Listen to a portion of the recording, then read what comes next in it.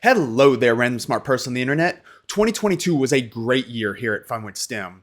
We uploaded our first videos and shorts, gained over 400 subscribers, and nearly 1,000 watch hours. I cannot thank you enough. To celebrate 2022, we have uploaded all of our videos and shorts into one video so you can rewatch all of 2022 in one place. I cannot wait to see what's in store for 2023. And always remember, have fun with STEM. Hello there, random smart person on the internet. If you are an old millennial like me, you remember there being 9 planets and that Pluto was a planet when you were in high school. But now, these young kids are being taught that there are only 8 planets and that Pluto is not a planet. Why Pluto's not a planet? I'm glad you asked. First, we must ask ourselves, what is a planet? This seemingly simple question doesn't have a simple answer. Everyone knows that Mars and Jupiter are planets, but both Pluto and Ceres were once considered planets, and now they're not. What gives? Defining the term planet is important because such definitions show our understanding of the solar system. Over time, objects categorized as planets have changed. The ancient Greeks counted the Earth's moon and sun as planets, along with the other naked eye planets of Mercury, Venus, Mars, Jupiter, and Saturn. Earth was not considered a planet, but rather was thought to be the central object around which all other celestial objects orbited. The first known model that placed the sun at the center of the known universe, with the Earth revolving around it, was presented by Aristarchus of Samos in the 3rd century BCE, but it was not generally accepted. It wasn't until the 16th century that the idea was revived by Nicholas Copernicus. By the 17th century, astronomers, aided by the invention of the telescope, realized that the sun was the celestial object around which all planets, including Earth, orbited, and that the moon was not a planet, but was a satellite around Earth. Uranus was discovered in 1781, and Neptune was discovered in 1846. Ceres was discovered between Mars and Jupiter in 1801 and was originally classified as a planet. But as many more objects were subsequently found in the same region, it was realized that Ceres was the first of a class of similar objects that were eventually termed asteroids, which means starlight. Pluto was identified as the 9th planet when it was discovered in 1930, but Pluto was much smaller than Mercury and even smaller than some of the planetary moons. Ganymede, Titan, Callisto, Io, our own moon, Europa, and Triton are all larger than Pluto.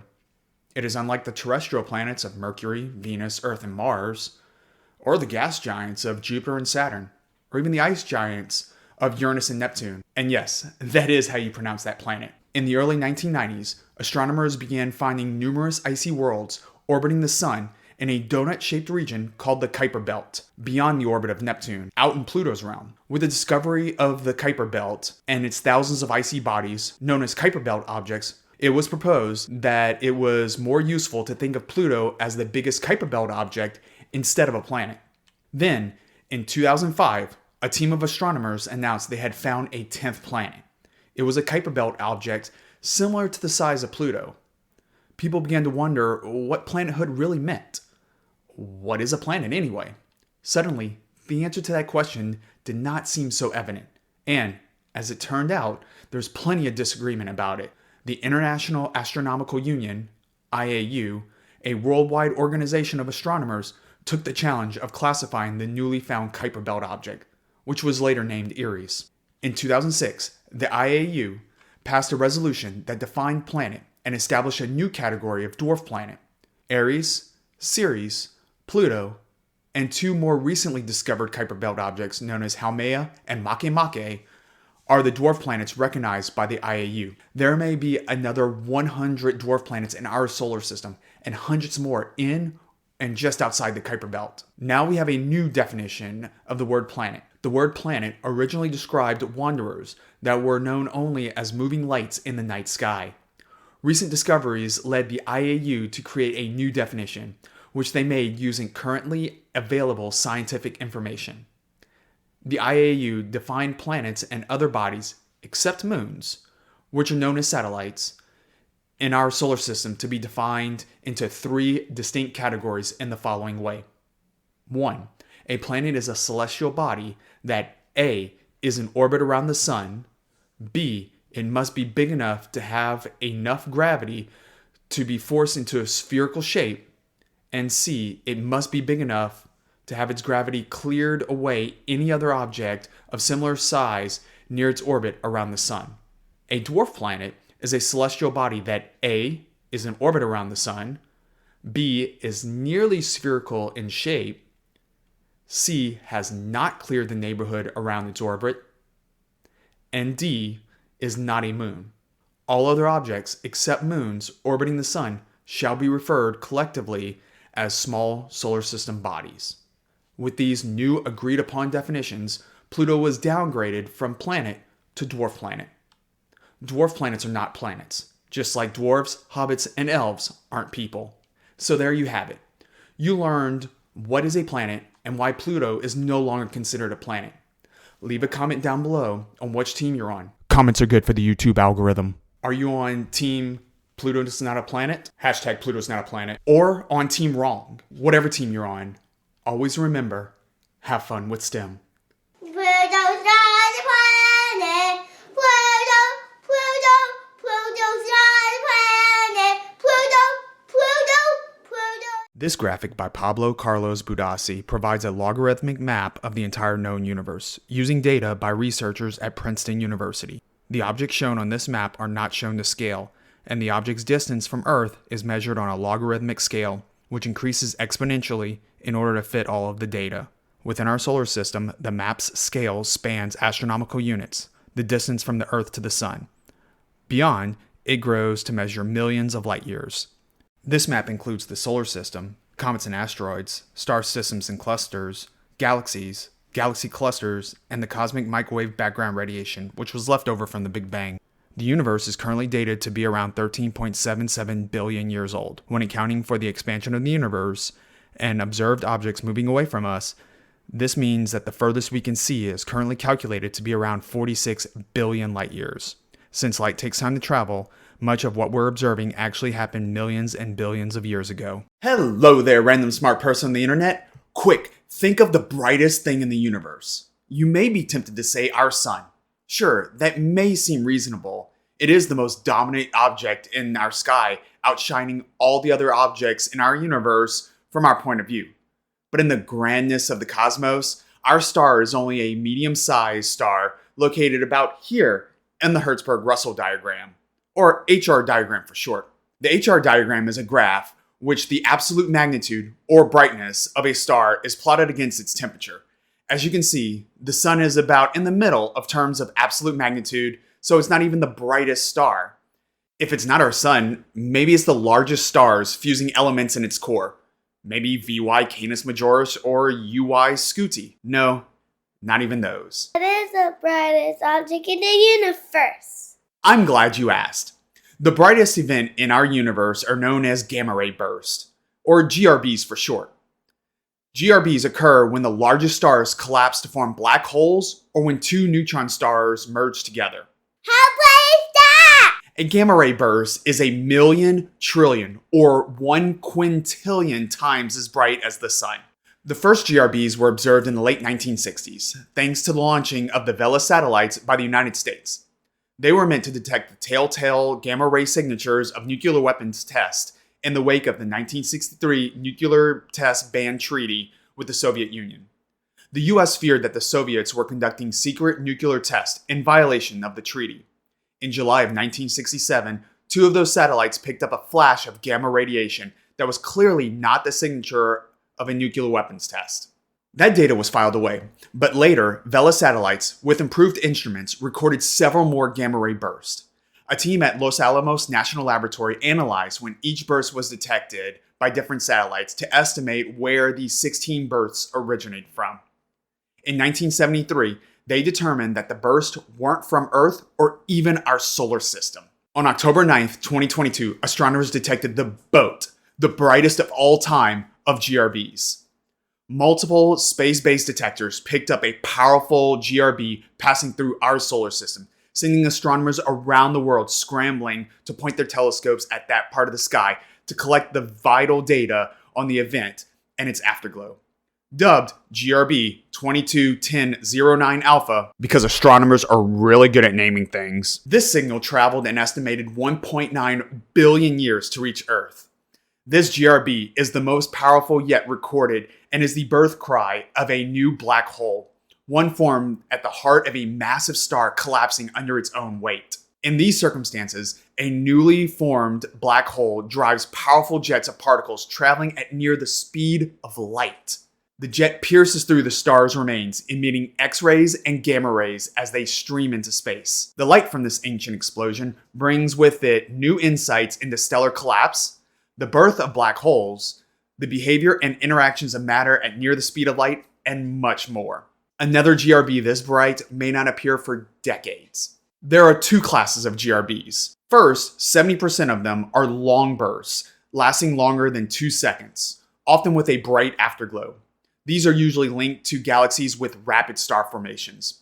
Long bursts are tied to the deaths of massive stars collapsing to form a neutron star or a black hole. The baby black hole would produce jets of highly energetic particles moving at near the speed of light, emitting X-rays and gamma rays. 30% of GRBs last less than 2 seconds and are deemed short bursts, usually emanating from regions with very little star formation. Astronomers think these gamma ray bursts are results of mergers between two neutron stars, or a neutron star merging with a black hole. That hypothesis was confirmed in 2017 when LIGO picked up the gravitational wave signal of two neutron stars merging, accompanied by the powerful gamma ray burst associated with a kilonova.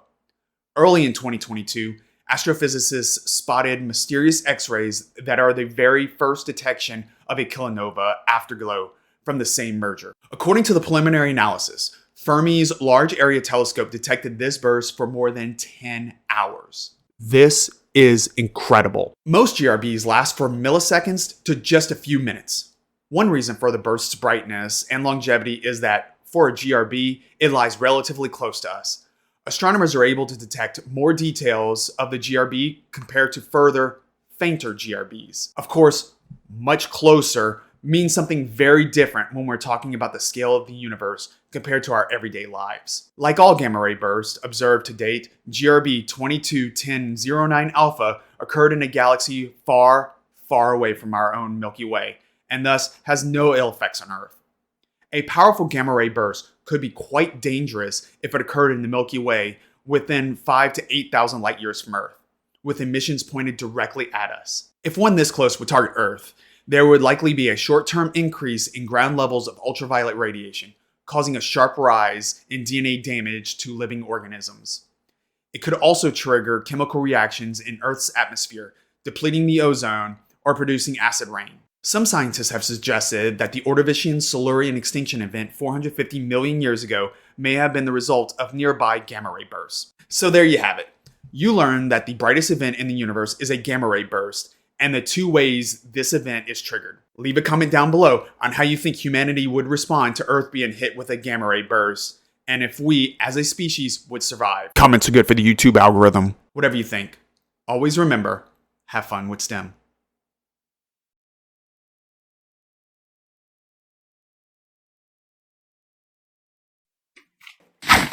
We have Splashdown.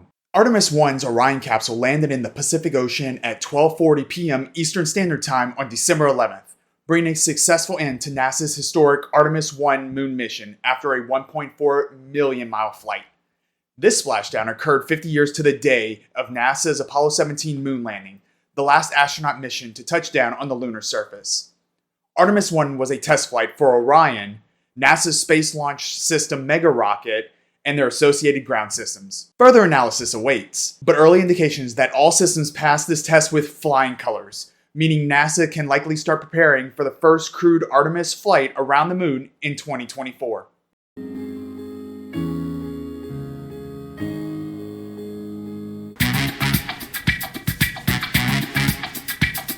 What do we got?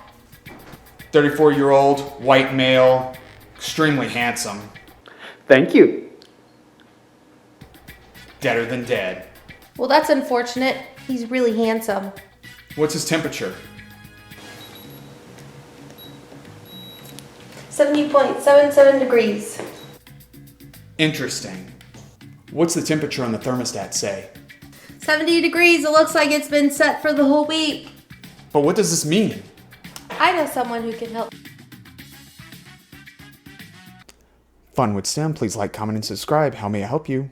Fun with Sim, we need your help. Someone has murdered a completely handsome man, Thank you. and we need your help. The average person has a body temperature of 98.6 degrees. He has a current temperature of 70.77 degrees, and the house has been at a constant temperature of 70 degrees for the past week. Can you figure out how long ago he died? Sure thing, I can help you. Hello there, random smart person on the internet. You have probably seen crime dramas where the coroner is able to give a time of death based on the temperature of the body. But have you ever wondered how they know? It's actually because of math, and more specifically, differential equations. Let's look at what we know. The average human temperature is 98.6 degrees. The handsome guy's current temperature is 70.77 degrees, and the room is at a constant temperature of 70 degrees. There are just two more pieces of information we need. First is a control. We need to know how quickly a body would cool off in a 70-degree room after a certain period of time. It doesn't have to be for this specific crime, just a control. For this scenario, we will say that after 6 hours, a body will cool off to 80 degrees in a 7-degree room. Second is Newton's law of cooling, which we will use to solve this problem. Newton's law of cooling states that the rate of which an object cools is proportional to the difference in temperature between the object surrounding and the object. This could be written like this. dt over dt is the rate of change of the temperature of the body with respect to time, where capital T represents the temperature of the body, or in this case, the dead body, and little t represents time. K is some constant, and m is the temperature of the surrounding area, and in this case, the room. This gives us a first order linear differential equation. Now I want to solve for capital T. So I move it to one side and everything else to the other. I use algebra and divide, use calculus 2 and integrate, get the natural log, multiply it by -1 to make it positive, now get rid of the natural log, and now we have to deal with the absolute value sign. If you recall, when we take the natural log of a number, that number must be positive. That is where the absolute value sign came from. So this means that m minus t could be positive or negative. We will deal with the left side first. Remember our rules for exponents, do a little subtraction, multiply by -1, and boom, we have solved for t. Now we must do the same thing on the right side. Same as before, exponent rule, subtract, multiply by -1, and there we have it. We have solved for t. We still have two variables that we do not know, c and k. It is easier to solve for c first because we know what the body temperature is right at the time of death. We know that the body's temperature is 98.6 degrees and the time is 0 since that is the time of death. And the temperature of the room is 70 degrees. We plug those numbers into our formula.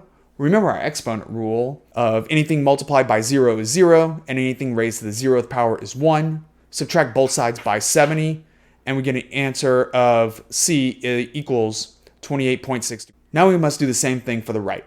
Plug in our numbers, exponent rules, subtract, multiply by -1, and get an answer of c equals -28.6. Now we can solve for k. In this case, we will solve for e to the negative k, since it will make solving the next equation much easier. Again, let's take what we know. At t equals 6 hours, temperature equals 80 degrees. We plug that into our formula, do a little bit of subtraction and division. We get this. And finally, to get rid of that exponent, we take the 6th root of it all. Now we know our e to the negative k. Doing the same thing on the other side yields the same answer. So as it turns out, it doesn't matter which formula we use as long as we use the correct formula and the correct c. We are almost there. Now we will solve for time, t, where our temperature, capital T, equals 70.77. We have solved for all other variables. Here's the formula. Input all our numbers. We do a little bit of subtracting, a little bit of dividing, raise everything to the 6th power. We want to bring that t down, so we take the natural log of both sides. Using our natural log exponents rules, we can bring down the t, divide both sides, and there. We can solve for t. Now, grab everyone's favorite TI-89 Titanium Edition calculator, plug it in, and we get a time of 20.64 hours, or 20 hours and 38 minutes. See? Math can be fun. What you got, Stim? Chief, I solved it. Based on the average person's temperature being 98.6 degrees, the room he was in had a constant temperature of 70 degrees. We know that the body will cool off to 80 degrees in a 70-degree room after 6 hours, and its current temperature is 70.77 degrees. I can say that our handsome victim died 20 hours and 38 minutes ago. Thanks, Stim. Chief, we caught someone who was seen leaving the residence about 20 and a half hours ago. That's our guy. Book him, Nano.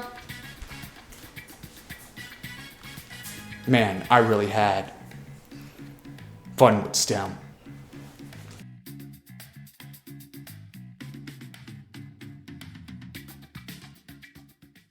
I just had a CT scan of my brain, and the images look pretty amazing and weird. A CT scan of the brain is a non-invasive imaging procedure that uses special X-ray measurements to produce horizontal images, often called slices, of the brain. Brain CT scans can provide more detailed information about the brain tissue and brain structures than standard X-rays of the head, thus providing more data related to injuries or diseases of the brain. During a brain CT, the X-ray beam moves in a circle around the body, allowing many different views of the brain. The X-ray information is sent to a computer that interprets the X-ray data and displays it on a two-dimensional form on a monitor. Brain CT scans can be done with or without contrast.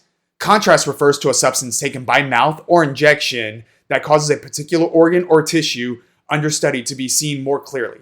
I did not have contrast done because I'm allergic to the contrast and would go into anaphylactic shock, which would not have been good. Hello there, random smart person on the internet. Have you ever wondered if there was life out there in the solar system? Of the 8 planets, it seems as though Earth is the only planet to harbor life today, but that may not have always been the case. Billions of years ago, life may have arisen on both Venus and Mars.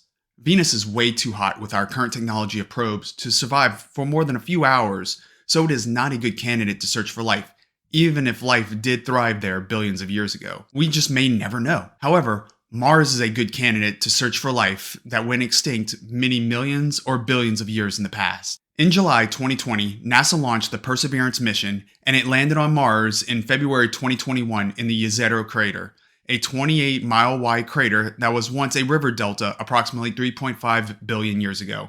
Several rock samples found in the Jezero crater contained organic matter.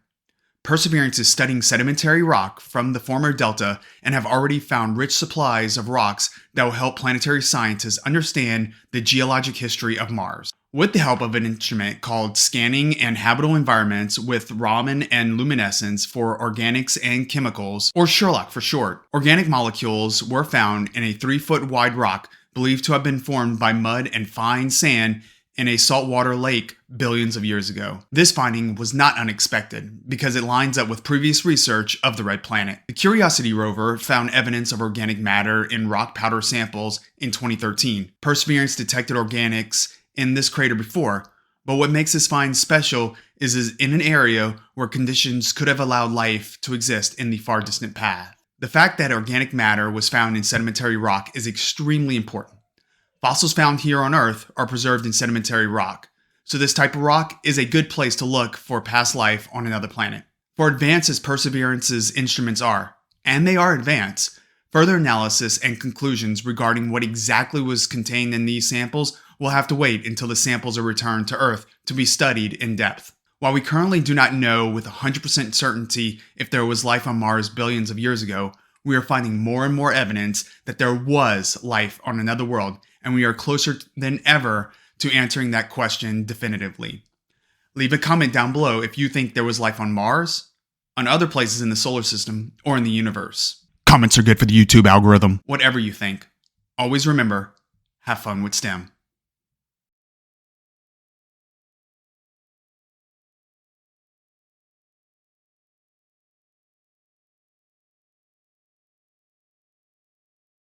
Your kids love dinosaurs, like mine do. Here's a cheap and easy project for them.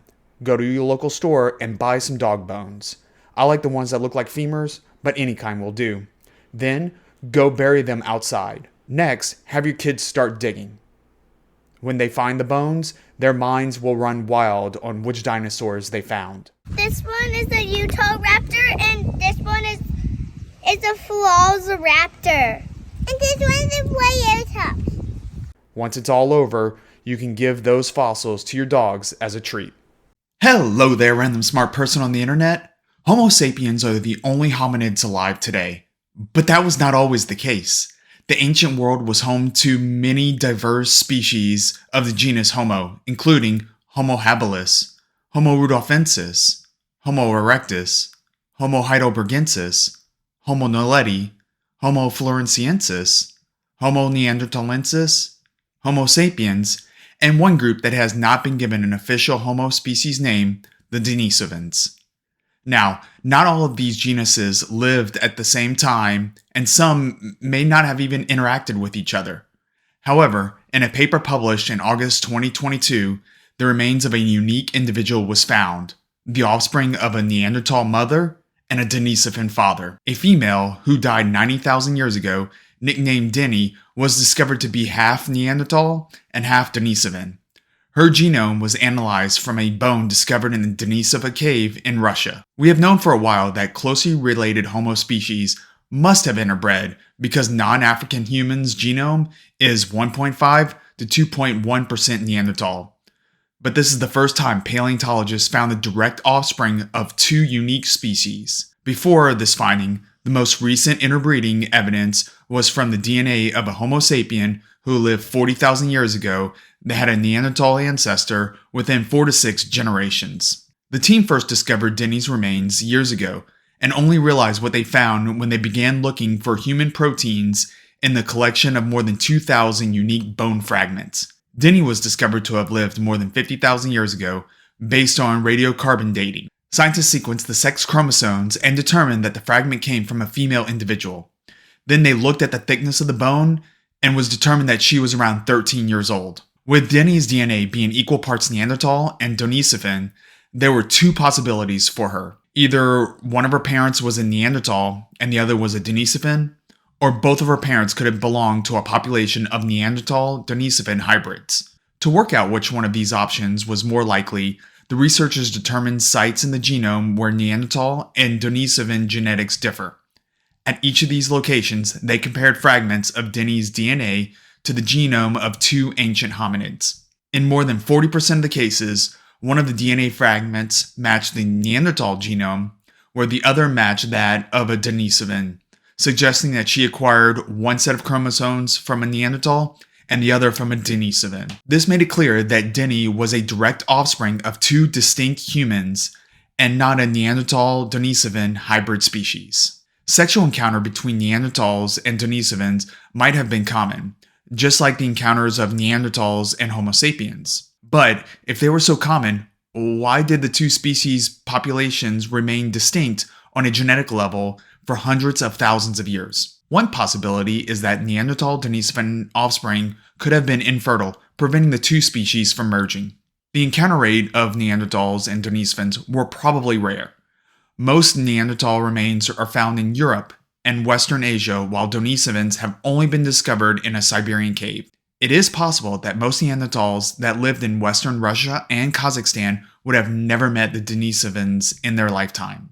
However, with that being said, when Denny's DNA was studied, it was determined that her mother was more closely related to Neanderthals found in Croatia, thousands of miles away, than Neanderthals found inside the same cave. This means one of two possibilities: that Denny's mother's ancestors traveled from Europe to the Denisova cave to ultimately mate with a Denisovan and give birth to Denny, or two, after Denny was born, her mother and relatives left the Denisova cave and traveled to Croatia.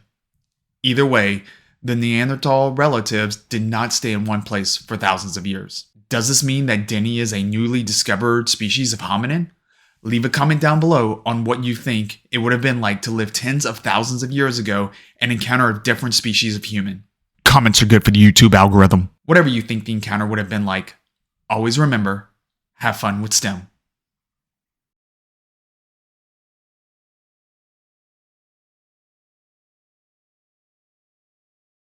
James Webb Space Telescope may be getting all of the headlines, but it is not the only telescope in town. Europe's Gaia telescope is currently assembling the largest catalog of all objects in the sky. The European Space Agency's Gaia satellite was launched in 2013 and has observed almost 2 billion stars, asteroids, and distant bright galaxies. Gaia uses the same principles of trigonometry that you learned in high school to determine the distances to stellar objects. Gaia's data now includes nearly 2 billion light sources, including stars and solar system objects, the temperature, chemistry, mass, and age for hundreds of millions of objects, 1.9 million quasars, and 156,000 asteroids. By the end of its mission in 2025, Gaia could have identified tens of thousands of planets in the Milky Way.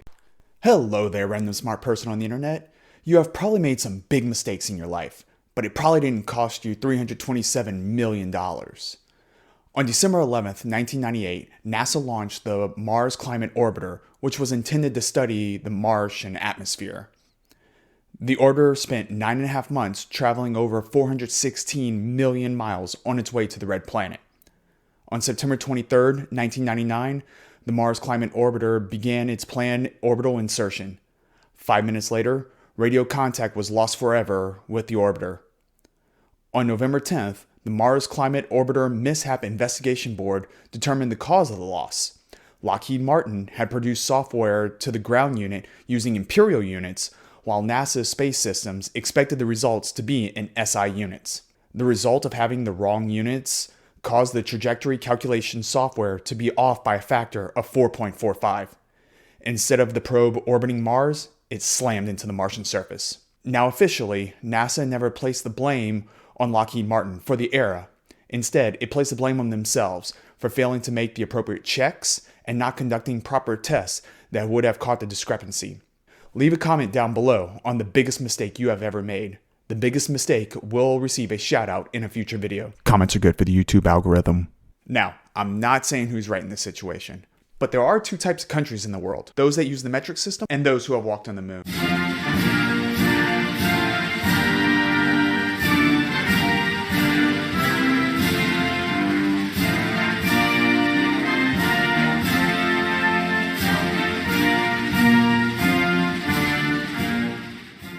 Recently looked at space photos and wondered if the images were from the James Webb Space Telescope or the Hubble Space Telescope. Here is a way you can instantly tell the pictures apart. Look for a star in the image. If the star only has 4 points like this one, it was taken by Hubble. If the star has 6 large spikes and 2 small ones like this one, the image was taken by James Webb.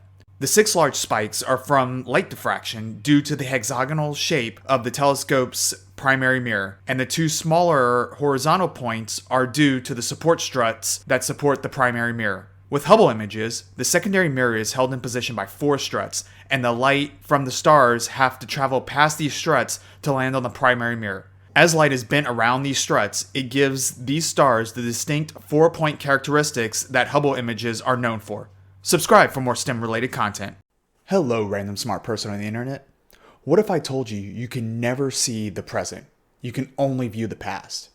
You might think to yourself that you are seeing my image right now on the screen. But this is not the case. You see, the way you see something is light must either be emitted from it or light must be reflected off of it into your eyes. And therein lies the problem. Light is not instantaneous. Sure, it's the fastest thing in the universe, traveling at 186,282 miles per second. We use freedom units on this channel. But this is a finite speed. Assuming you are 2 feet away from your screen, you are seeing my image 2 nanoseconds after the image was emitted from your screen. Very quick, but not instantaneous. It is also true that the farther something is from you, the longer it takes for light to reach you, and thus, the farther in the past you are viewing it. Go outside and look at the moon. If you can see it, that means the light is being reflected off of it from the sun. The moon is 238,900 miles away from Earth. That means it takes about 1.25 seconds for light from the moon to reach Earth. When you see the moon, you're seeing it 1.25 seconds in the past. Let's get a little more extreme. The sun is 93 million miles away from Earth. The light that you observe when you look around outside in the daytime left the sun about 8 minutes and 20 seconds ago. If the sun instantly stopped shining, we would not know for over 8 minutes. Our friends in the southern hemisphere can see the nearest star outside of our solar system, Proxima Centauri. This star is 4.2 light years away. While it is true that a light year is a measurement of distance and not of time, it is the distance of how far light has traveled in 1 year. Therefore, when you see Proxima Centauri, you are seeing it how it looked like 4.2 years ago. The Orion Nebula is one of the most beautiful objects you can see in the night sky with a small telescope. It is one of my favorite things to look at. The beautiful light you see was emitted 1344 years ago, since it is 1344 light years away. You are seeing what the Orion Nebula looked like during the siege of Constantinople in 678. The closest galaxy to our own Milky Way galaxy is the Andromeda Galaxy at 2.5 million light years. If you're in an extremely dark, non-light polluted area and have amazing eyesight, you can actually see the Andromeda Galaxy with your naked eyes. This is an image of the Andromeda Galaxy, and while it may seem like now for us, this is what it looked like 2.5 million years ago.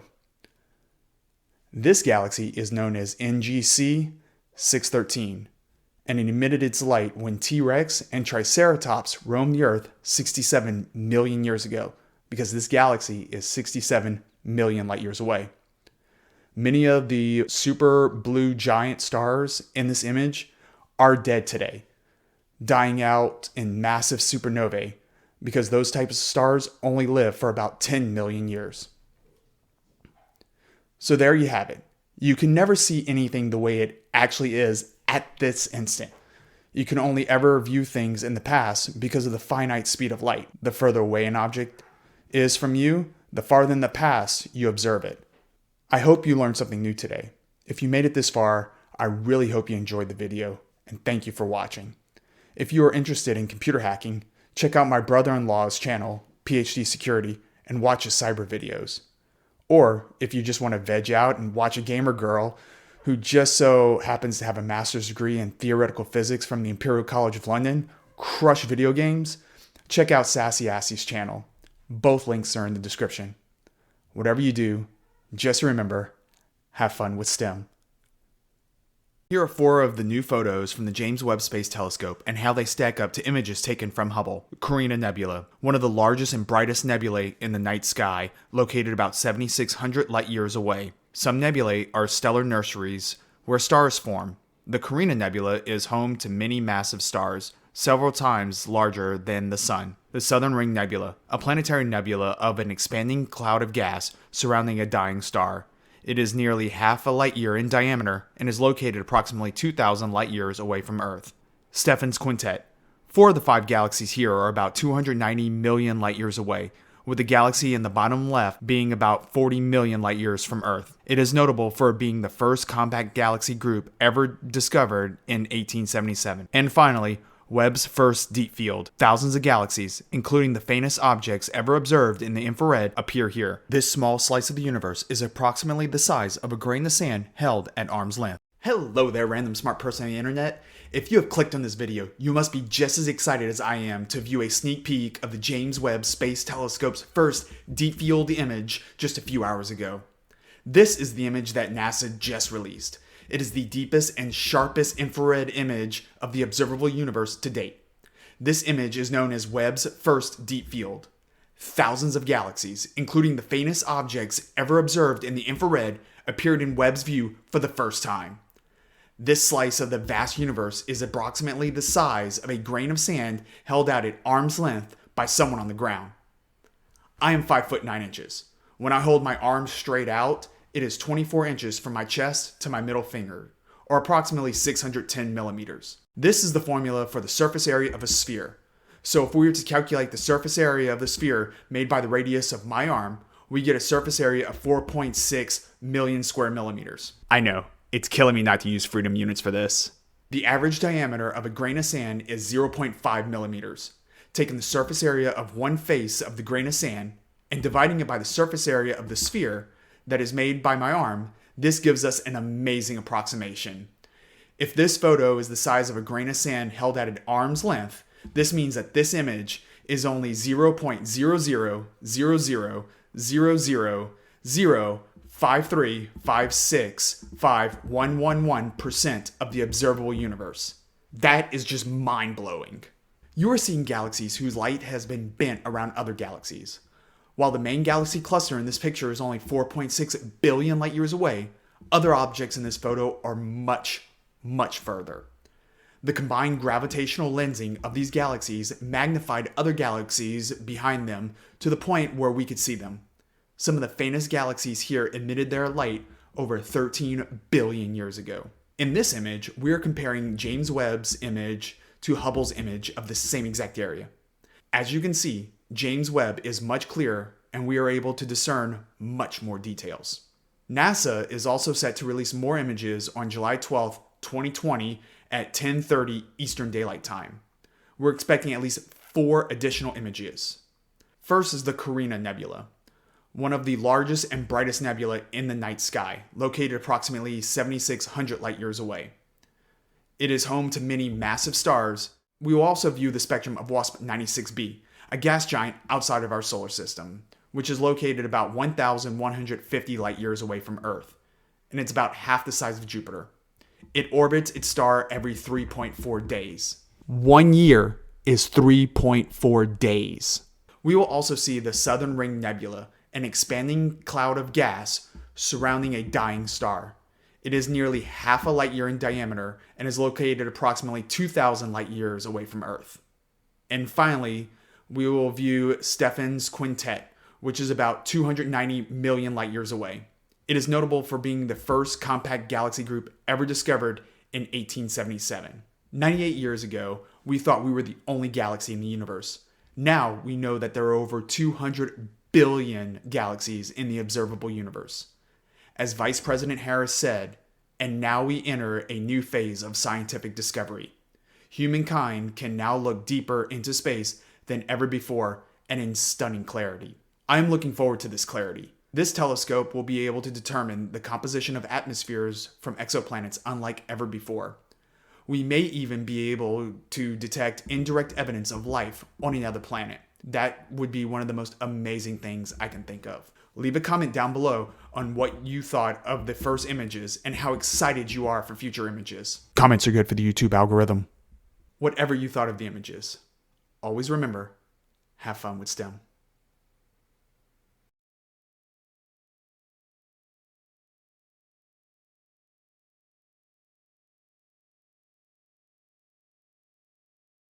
These may not look like much, but they are some of the coolest items that I own. These are pieces of the thermal lining for NASA's Mars 2020 Perseverance rover's parachute closeout cone lid. These 2 pieces were used during testing of the parachute's deployment with NASA's JPL.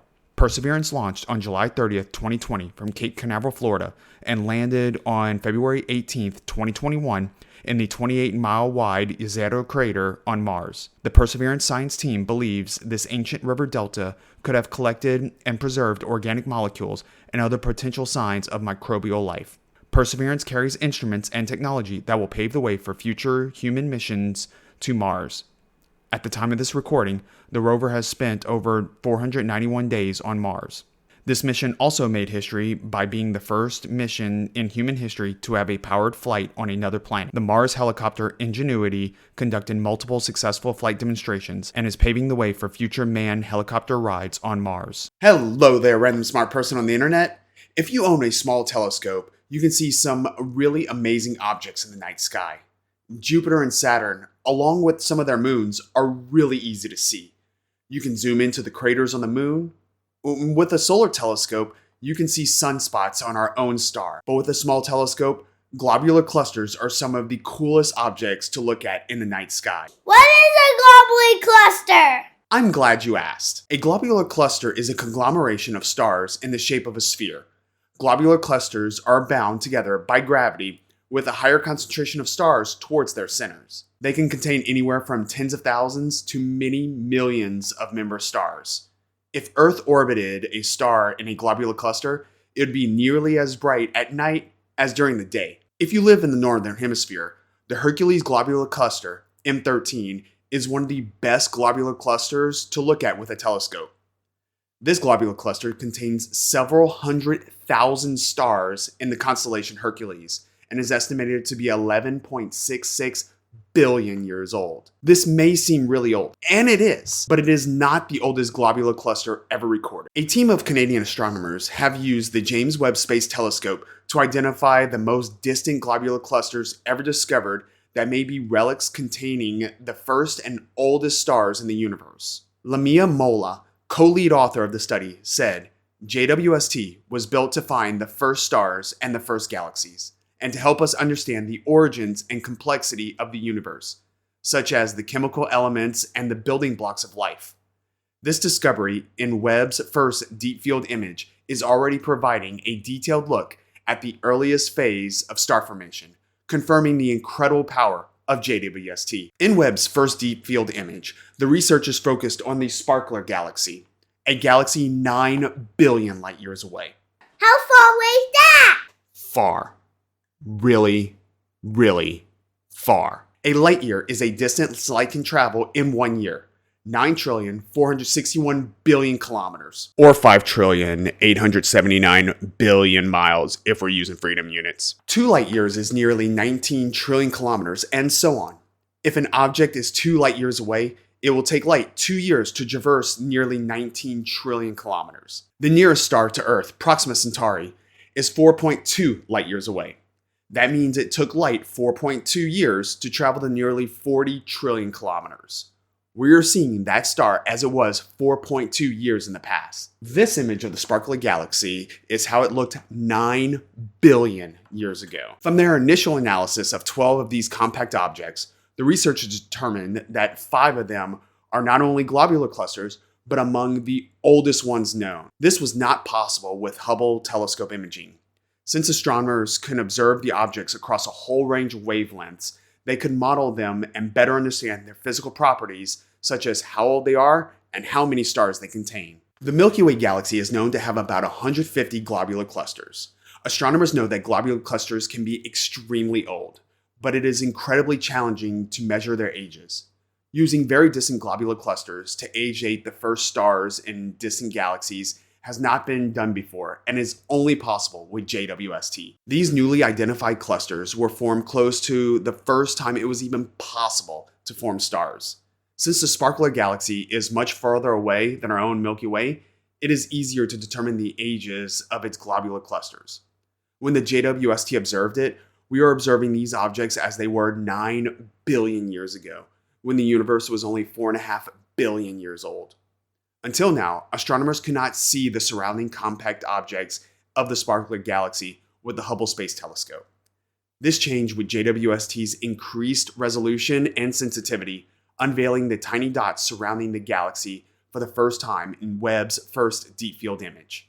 The Sparkler Galaxy is special because it is magnified by a factor of 100 due to an effect called gravitational lensing, where the SMACS 0723 galaxy cluster in the foreground distorts what is behind it, much like a giant magnifying glass. SMACS 0723? Astronomers, step up your naming game! Moreover, gravitational lensing produces 3 separate images of the Sparkler Galaxy, allowing astronomers to study the galaxy in greater detail. The researchers combined the new data from JWST's near-infrared camera with Hubble Space Telescope's archival data. The near-infrared camera detects faint objects using longer and redder wavelengths to observe past what is visible to the human eye and even the Hubble Space Telescope. Both magnifications, due to the lensing by the galaxy cluster and the high resolution of JWST, are what makes observing compact objects possible. Instruments on the JWST provided independent confirmation that the objects are old globular clusters because the researchers did not observe oxygen emission lines with measurable spectra given off by young clusters that are actively forming stars. Future studies will also model the galaxy cluster to understand the lensing effects and execute more robust analysis to explain the star's formation histories. So there you have it. You learned what globular clusters are and how the JWST was able to image one of the oldest globular clusters ever observed. Leave a comment down below on what topic you would like me to cover next, and I may make it in a future video. Comments are good for the YouTube algorithm. Whatever video you watch, always remember, have fun with STEM.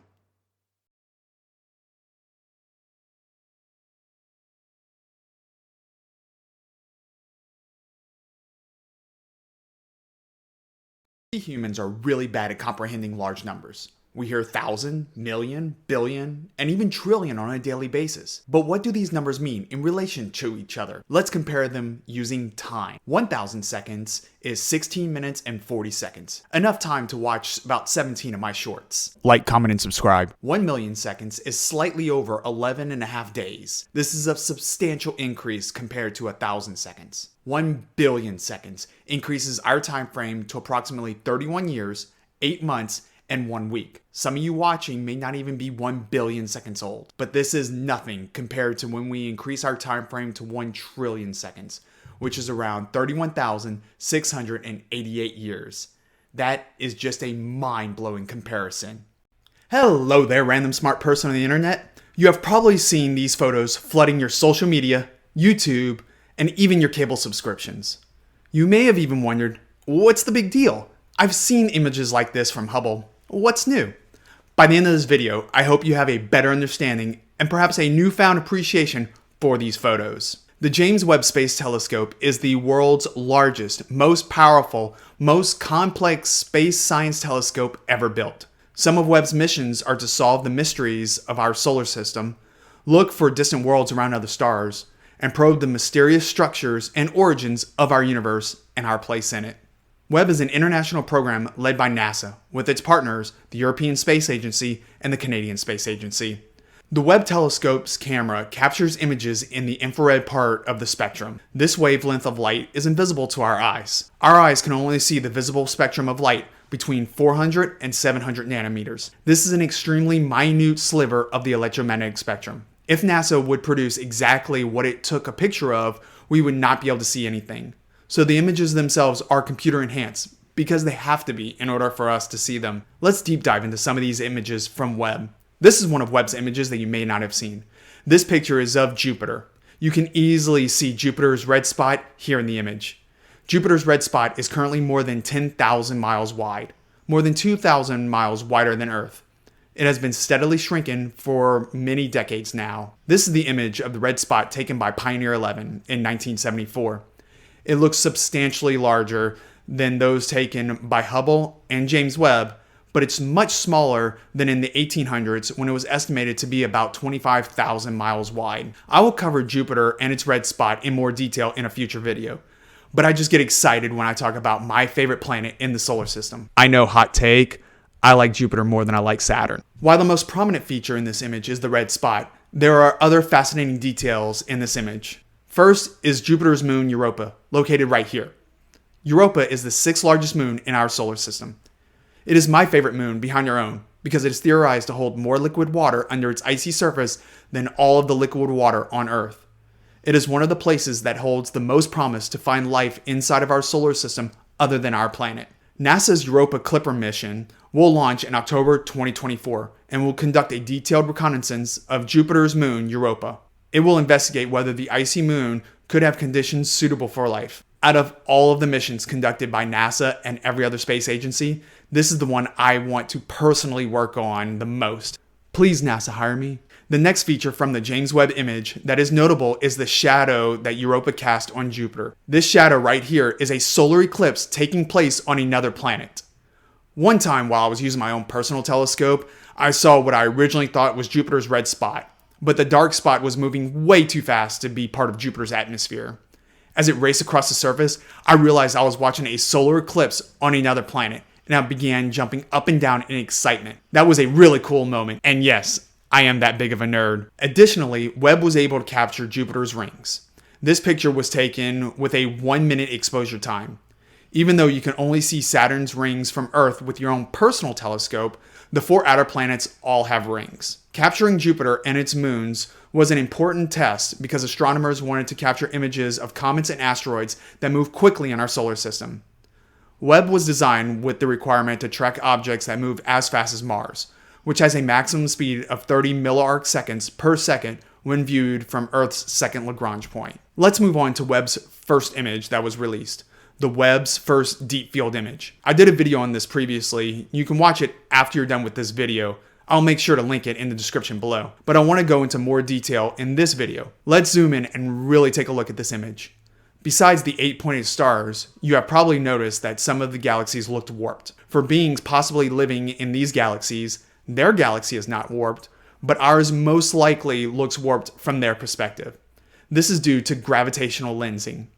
There are objects so massive in between that galaxy and us that it is literally bending the fabric of space and contorting the light rays on their way to Earth. And when space-time gets warped that much, it can actually split light and make it seem that a single object is in multiple locations. That is what these galaxies are. They are the same galaxies, but the light has been bent and split so much that it appears in different locations. In this photo are galaxies that we have never seen before. And as you know, our universe is expanding. Space itself is expanding, and almost every object in the universe outside of our own galaxy's gravitational pull is moving away from us from our perspective. The universe is expanding at approximately 71 to 73 kilometers per second per megaparsec. The further an object is away from us, the faster it is moving away from us. Again, from our perspective. As the object is moving away from us, and as space is expanding, the light emitted from the object is lengthening. This is known as redshift because light is literally becoming more red. As light continues to redshift, it will shift past the visible spectrum and into the infrared and beyond. These objects' light actually disappear from our eyes, but it does not disappear from James Webb. Since the telescope is taking images in the infrared, it is able to capture these objects that have redshifted from our visible light spectrum. This is one of the many reasons why you can see objects in the James Webb image compared to Hubble. Now here's something you may not have seen, because it's really just data points, but it is just as impressive, if not more impressive, than what I've talked about already. This is a graph of the atmospheric composition of the hot gas giant exoplanet WASP-96b. This planet is located about 1,150 light years from Earth. It has a mass less than half of Jupiter, but about 1.2 times greater the diameter. It has a temperature of 1,000 degrees Fahrenheit and orbits its star every 3.4 days. 3.4 days. As Webb 96b passes in between its parent star and Earth, the light from its parent star dips slightly. This is how we know that there's a planet there. As light passes through elements, specific elements absorb specific portions of the light spectrum. Once NASA analyzed the absorption lines captured by Webb, astronomers were able to determine WASP-96b's atmosphere contained water vapor. This is huge. We are able to tell the atmospheric composition of a planet 6.7 quadrillion miles away. Yeah, I was able to sneak freedom units in here. Now, is it extremely unlikely that WASP-96b contains any form of life? It is a gas giant, and it orbits extremely close to its parent star. It is probably too hot and bathed in too much radiation for life to have gotten started. But that's not the point. We know the atmospheric composition of another world. This means we can look for Earth-like planets around other stars that could possibly support life as we know it. And finally, for this video, is Stephan's quintet. 4 of the 5 galaxies here are really close to each other.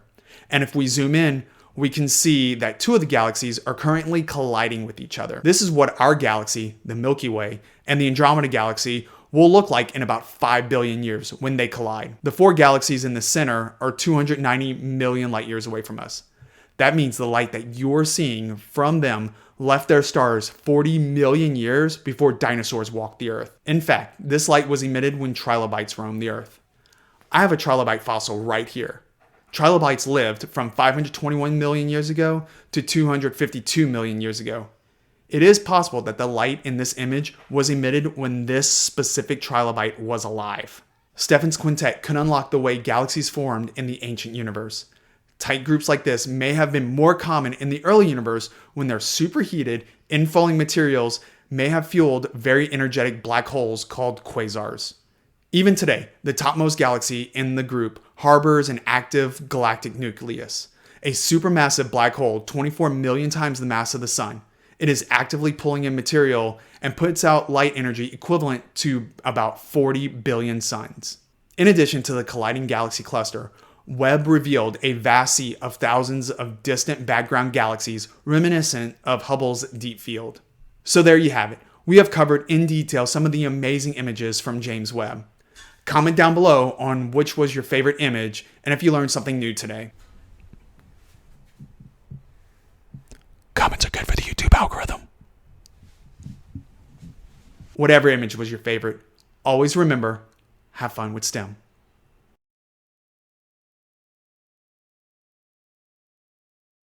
The James Webb Space Telescope launched on December 25, 2021, and is the spiritual successor to the Hubble Space Telescope. The James Webb is located in Earth's second Lagrange point, which is over 1 million miles away from Earth. The James Webb's primary mirror is 21.3 feet in diameter, compared to Hubble's 7.9 feet in diameter. This means that the James Webb can collect more than 7 times the amount of light than Hubble. This picture is known as the Hubble Ultra Deep Field. It contains over 10,000 galaxies. Light that left the furthest galaxies in this image were emitted 13 billion years ago.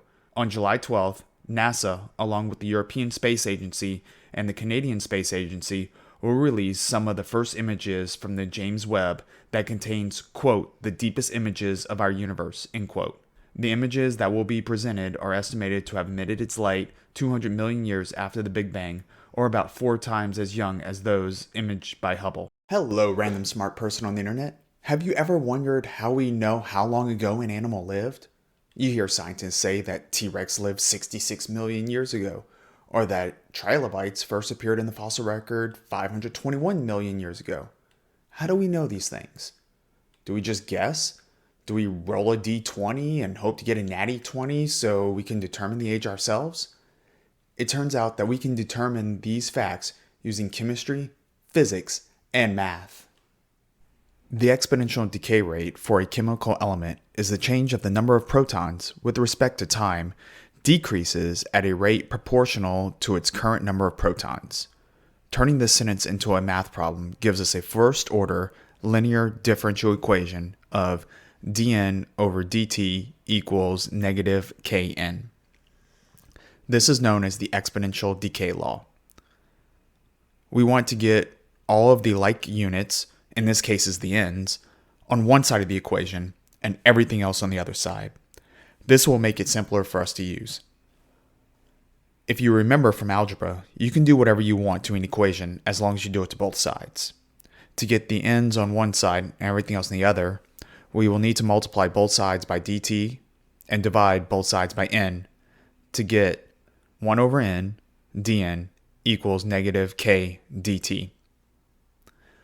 We will now use what we learned in Calculus 2 to take the integral of both sides. This gives us the integral of 1 over n dn equals the integral of negative k dt. Solving for the integral on both sides, we get the natural log of n equals negative kt plus c. Again, remember back to calculus. If you want to get rid of the natural log, ln, have e, also known as Euler's number, as your base and raise it by both sides.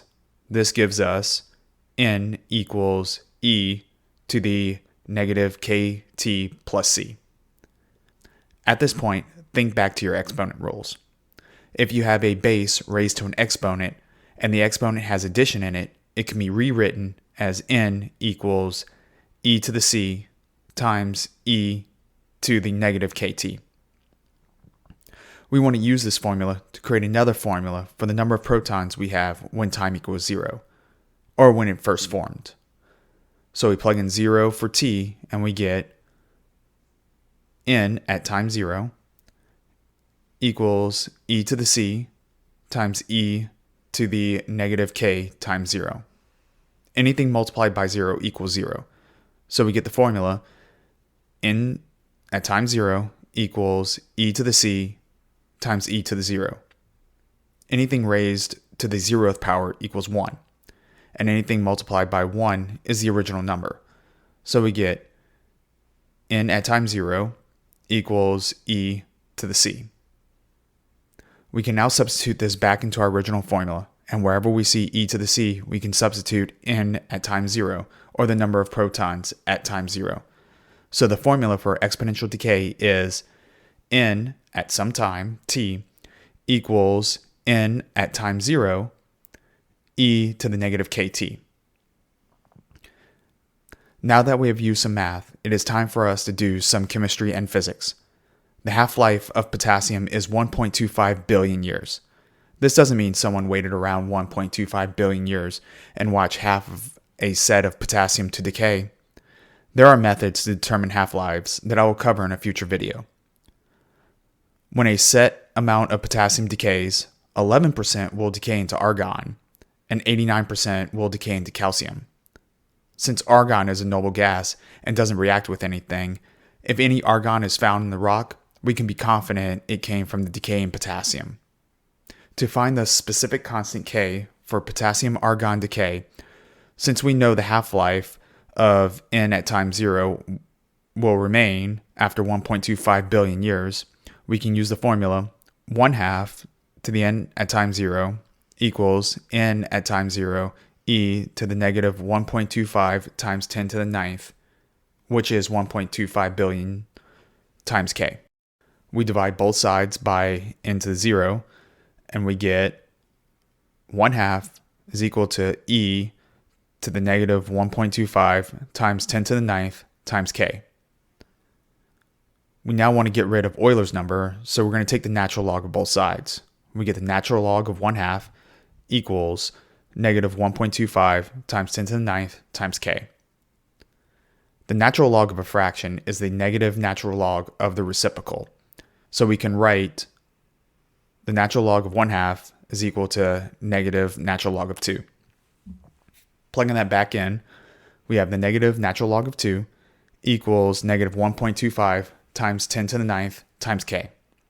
We divide both sides by negative 1.25 billion, and we get natural log of 2 over 1.25 times 10 to the ninth equals k. And simplify, we get k is equal to 5.545 times 10 to the negative 10. We have found the specific k for potassium-argon decay. So the entire formula for potassium-argon decay is n at t equals n at time 0 e to the negative 5.545 times 10 to the negative 10 times t. Remember that it is also known that for every amount of potassium that decays, 11% will decay into argon and 89% will decay into calcium.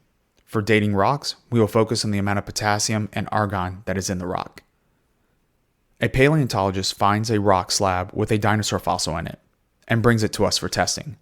The rock slab is determined to have 50 grams of potassium and 0.5 grams of argon. He wants to know which period the dinosaur lived in. Is it the Triassic period, which is from 252 to 201 million years ago, the Jurassic period, which is 201 to 145 million years ago, or the Cretaceous period, which is 145 to 66 million years ago? To start off, we take the amount of potassium we have, 50 grams, and plug it into our equation. So that gives us 50 equals n at time 0 e to the negative 5.545 times 10 to the negative 10 t. Now to find what we had at time 0, let's use what we know. We know that when potassium decays, 11% will become argon. Therefore, to find out how much potassium was there originally, to make the argon, we take the argon we have now and divide it by 11% and then add it to the amount of potassium we have now. So that gives us n at time 0 equals 50 plus 0.5 over 11%. So now our formula looks like 50 equals 50 plus 0.5 over 0.11 times e to the negative 5.545 times 10 to the negative 10 t. To solve for t, or time, we divide both sides by 50 plus 0.5 over 0.11. This gives us 50 over 50 plus 0.5 over 11 equals e to negative 5.545 times 10 to the negative 10 t. Take the natural log of both sides, and we get the natural log of 50 over 50 plus 0.5 over 0.11 equals negative 5.545 times 10 to the negative 10t. To get t, or time, by itself, we divide both sides by negative 5.545 times 10 to the negative 10. And we get t equals the natural log of 50 over 50 plus 0.5 over 0.11, all divided by negative 5.545 times 10 to the negative 10. I don't expect you to do this by hand. So plug it into your handy dandy TI-89 Titanium Edition calculator and solve for t. And this gives us an age of 157 million years for the rock slab. This means the dinosaur found in this rock layer lived in the Jurassic period. This method is extremely valuable to scientists that date rocks and find fossils in those rocks.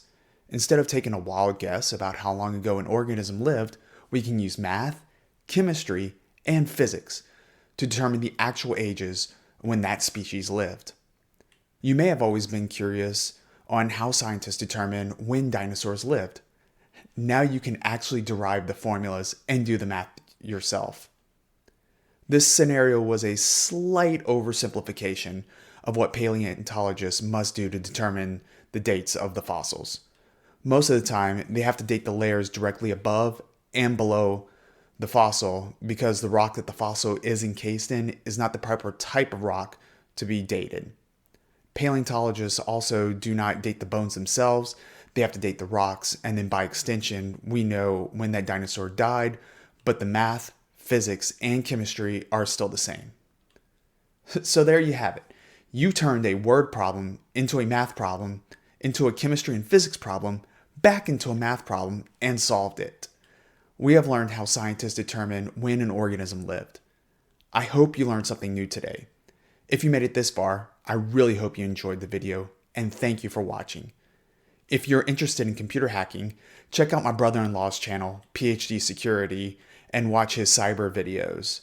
Or if you want to veg out and watch a gamer girl who just so happens to have a master's degree in theoretical physics from the Imperial College of London crush video games, check out Sassy Assie's channel. Both of the links are in the description down below. Whatever you do, just remember, have fun with STEM.